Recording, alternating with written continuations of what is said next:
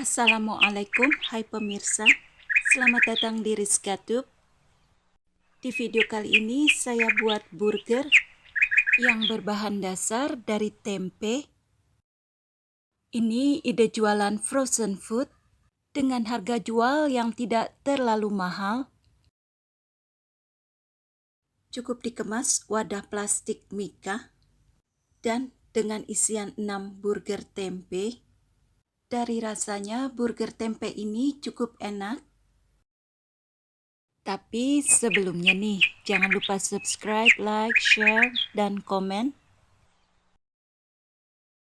Dengan inovasi rasa pada olahan tempe, burger tempe dengan bumbu yang simple, dan cara pembuatannya yang mudah banget, ayo disimak.